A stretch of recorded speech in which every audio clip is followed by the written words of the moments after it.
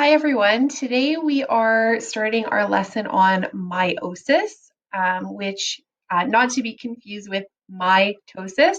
Meiosis being the production of gametes. So in humans, that would be the egg and sperm cell. Please make sure before doing this lesson, you've done lesson number 2, which is a really good review of mitosis. You're going to see there's lots of things in this lesson where it seems like really similar to mitosis. So it's really important that you go back and do those first. What I thought I'd do right at the start of this is a comparison between asexual and sexual reproduction. We talked a lot about this in the diversity unit, where some organisms are able to reproduce asexually while others are not able to do that. So what I'm referring to in this table is really the cells themselves. Are they actually able to just make copies of themselves, which would be asexual reproduction? In those scenarios, you have one parent cell and then you have identical offsprings. This is similar to mitosis, and we talked about when this is reproducing a whole new organism, we often call it binary fission, but really the steps are the same as mitosis. In sexual reproduction, you require two parent cells, and the offspring are different from the parents. And when I say that, I mean their genetics is different. So whatever your two original parents are, the offspring are going to have unique genetic composition. And as I talked about in lesson number 1, the genes are what tells the cell what to do. So it actually gives that cell or that organism its traits. So here you're going to have offspring different from parent cells. This is where we have sex cells. And I mentioned the word gametes. We're going to define that down below. For humans, that would be egg and sperm cell. For some plants, that would be things like pollen and egg cell. Others have spores like the fungi and so forth. So different types of sex cells for different organisms, of course. What we're going to focus on is the human system, and that applies to most animals as well. So that's what we're really going into today and talking about today.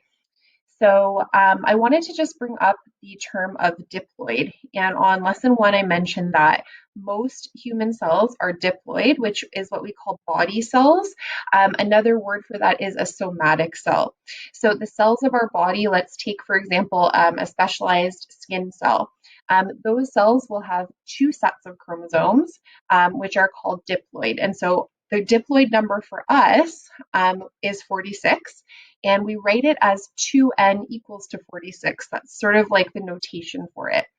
And I want to just mention, so the 2 part is because we have 2 sets of chromosomes.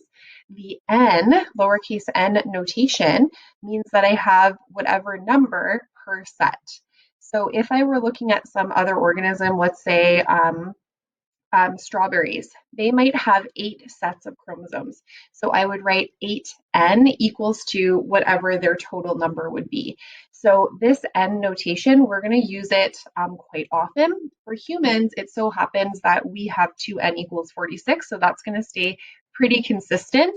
Although we're going to find out in lesson 4, there are some variations that can happen, typically because of mistakes that happen in meiosis, but we will get to that afterward.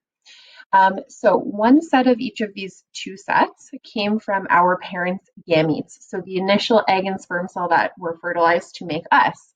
And these gametes are called haploid. They have only one set of information, and for humans, that represents half of the information they should have, which is where we get haploid from. So again, we have a way to express this, which is n is equal to 23. That means that in one set, we have 23 chromosomes for humans. Again, the n number will change depending on what organism that you're actually talking about or looking at. So here what we're looking at is formation of what's called the zygote. You may have talked about this in grade 10 biology, where you actually look at specialization of cells and differentiation of cells. So what we see on this side is an egg cell and a sperm cell. We're going to assume the typical haploid number, which is 23 per gamete. So 23 from the mother's egg, 23 from the father's sperm. When we add 2 n's together, we get 2n equals to 46.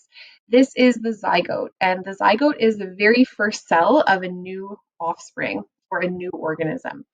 So what happens with this zygote cell is it will enter mitosis. It will start to make exact copies of itself. Now, I mentioned over here, this will make all the cells in the new organism. So whatever DNA it had initially at the very beginning, that DNA is going to be found in every single cell that comes after it.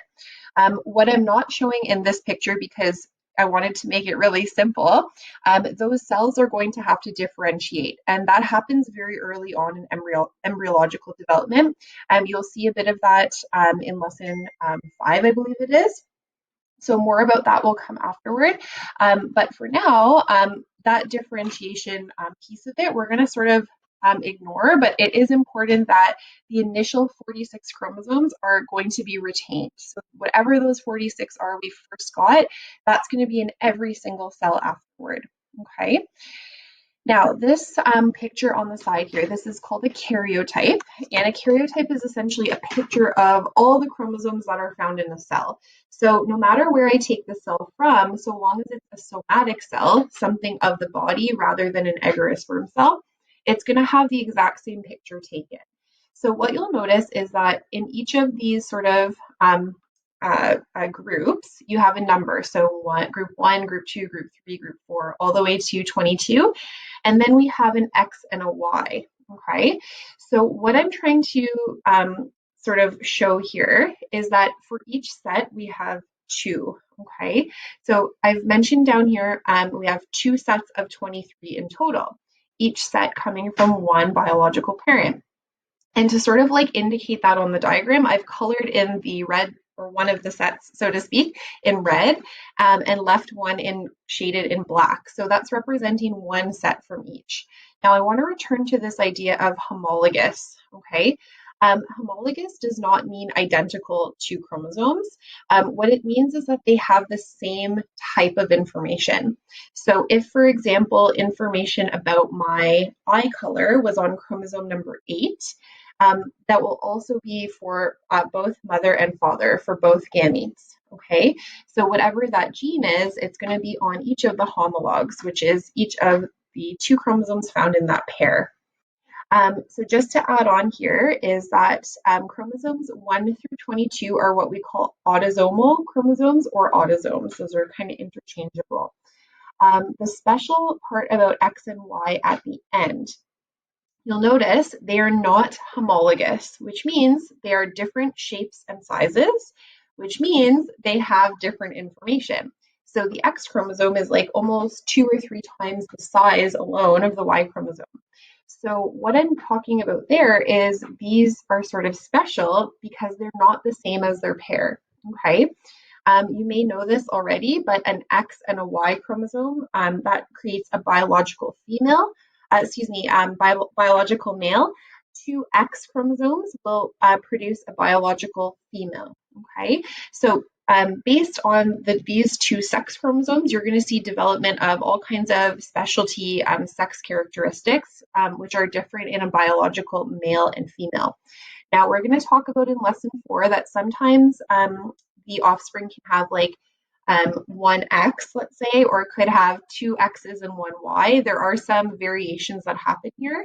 I'm going to discuss that further in lesson 4, but for now, we're going to assume the typical number. So if you counted every single one of these single chromosomes, you should get 46. That's the 2n equals 46 that I've been talking about. So we're going to talk a little bit about production of the gametes, and that is to say production of the egg and the sperm cell. So remembering that mitosis produces identical daughter cells, we know that for sure for us, we, the offspring, are not identical to our parents. Okay, so we know that some other set of steps or some other process has to have happened. And for humans, that is called meiosis.